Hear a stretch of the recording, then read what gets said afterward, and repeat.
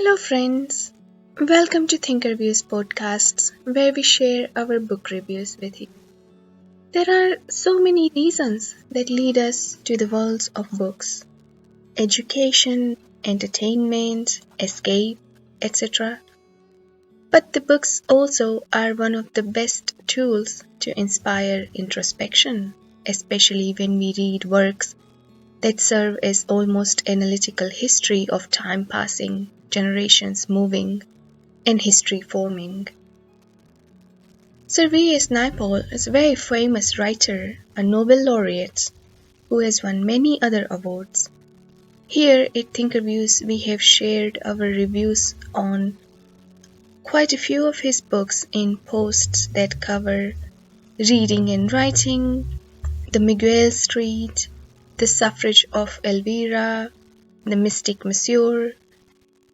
You can read any of these reviews by visiting our blog at thinkerviews.com. Today we are talking about the book that was first published in 1979. A Bend in the River is one of his most well-known works and was shortlisted for Nobel Prize at the time, but did not win. With its setting and its complex narrative, this book is well admired by readers and critics and still remains an intriguing read. So let us delve into this story and share our views with you. Seeing as it was first published nearly 30 years ago, there are quite a few editions and versions of the book, each featuring a different cover page, more suitable to the time of publishing. Some of the cover pages show just the writer's photographs, while some show a river in a natural setting, while one of the later editions features a mask more in tune with Naipaul's works about the Mask of Africa. The cover featuring the author's photograph may not say much about the inner content of the book, but hints about the popularity of the author. When the author's photo is sufficient on the book cover, it confirms the esteem the author earned through his work. The storyline goes something like this. There is an ancient river in Central Africa, and humans have always gathered at a bend in this river to settle. Salim, an Indian African having grown up on east coast of Africa, is restless to try a new life and, in an attempt to break free, moves to a little town at a bend in the river in Central Africa. To run a little shop he has bought from a family friend called Nazruddin. He finds the town in its post-colonial conflict where suburbia is returning to bush and the symbols of colonial days are slowly getting erased. He sells little everyday needs, makes some friends, and slowly watches the town building itself back into a trading post. His family on the east coast is breaking apart under the difficulties there, and one of the family servants, Ali, comes to live with Salim. Soon, Ali renames himself as Meti, a half-caste. One of Salim's regular customers is an African woman called Zabeth. When her son Ferdinand comes to town to study and become the new man of Africa, he also becomes part of Salim's life. Salim watches as the town hits another boom era. Copper is unearthed and sold. Salespeople flutter in and out. A domain is built out of bush. But all of this doesn't change the way people live. Tractors are going to rust unused. The domain remains abandoned until it is turned into a center of education. When Salim's friend Inder comes to town as visiting faculty for the university, he is introduced to the worlds of Raymond and Yvette. Raymond was a mentor, the current president in his youth, and is still hoping to get back into the president's favor. The president's changing political campaigns are leading to more changes. and now clearly the town is in decline again. All around Salim, people are selling off and leaving. What will happen to Salim when all his friends leave? Has he trapped himself into this version of life while trying to escape from another version of it? Is there any escape possible at all, no matter how many times you change locations? Answers to these questions would be for you to explore in the book. And what did we think about the book?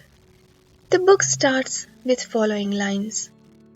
The world is what it is. Men who are nothing, who allow themselves to become nothing, have no place in it. And so you see, the world we are going to experience here will not be a place of characters waiting their turn.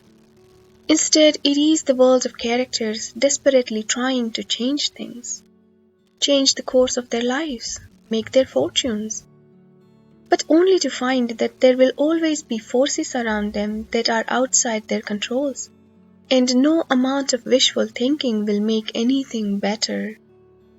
Nowhere in the book does the writer mention the name of the river or the town or big men, the president of the country. But comparisons and parallels have been drawn from day one, with various leaders of the post-colonial Africa who slowly made a public transition from an European-educated man to a tribal chief and adapted the tribal laws as the African way. Naipaul is known for his work focusing on colonial migration and how it affects generations, considering that he was himself growing up in West Indies as second or third generation of migrants and eventually moved to UK. A lot of his reflections are coming out of his real-life experiences. Here, Salim's family's migration goes even earlier than European colonization, and the author writes about how Arab travelers had made homes in Africa and became part of the continent. And yet, the African history is mostly documented by Europeans, and hence there is only so much of it that will ever be recorded. Such a rich, vast continent that seems to attract so much brutality and pillage over centuries, and yet seems to somehow at heart remain inaccessible to outsiders. The East Coast was not truly African. It was an Arab, Indian, Persian, Portuguese place, and we who lived there were really people of the Indian Ocean. True Africa was at our back. Many miles of scrub or desert separated us from the upcountry people. Once the Arabs had ruled here, then the Europeans had come. Now the Europeans were about to go away, but little had changed to the manners or minds of men. People lived as they had always done. There was no break between past and present. All that had happened in the past was washed away. There was always only the present. The author's treatment of African characters is honest and yet brutal at times. The book was written a few decades ago, and yet some of these events and lives are probably still being played out.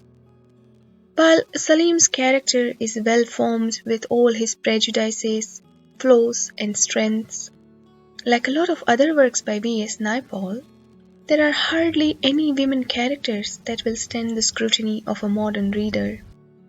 Partly because, in spite of their multifaceted personalities, they are part of a patriarchal setting, and we see them through a prism of the narrator's view of the world. The strength of the book is its richly detailed narrative and the observations on how humans have shaped the modern worlds in their quest to conquer one land after another, one of the most recent attempts being European colonization. Repeatedly, through the book, we see the gaps between the Western world thinking of civilization as they know it and applying it to the tribal lives and mingling of people as they came together at places like the town in this story.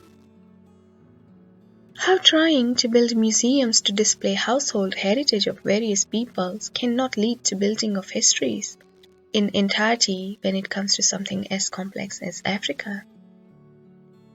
The author repeatedly uses a phrase which does well to describe dealings of people with one another when the goal is only survival.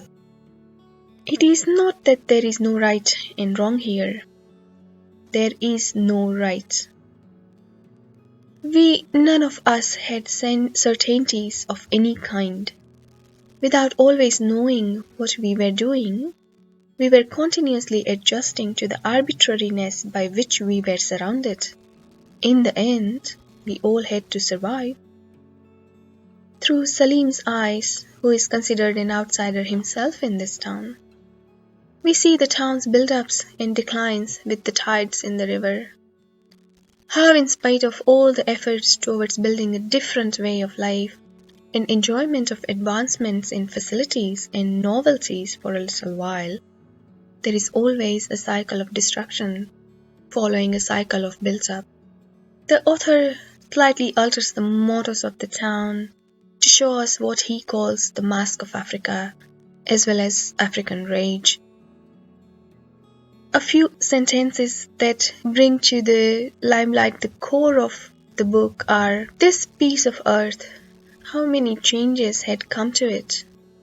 Forest at a bend in the river, a meeting place, an Arab settlement, a European outpost, a European suburb, a ruin like the ruin of a dead civilization, the glittering domain of New Africa." All of this taking place at a bend in the river. To summarize, a realistic and thought-provoking tale of an African town and the people it brings together, only to see them go out again as time passes by. ThinkerViews rating for this book is at around 8 out of 10, as we enjoy reading this type of books. Have you read any of Sir V S Naipaul's books? What do you think about them? Are there any other similar books that you think we should be reading and reviewing here? Please do let us know through comments. And until the next time, thank you for listening.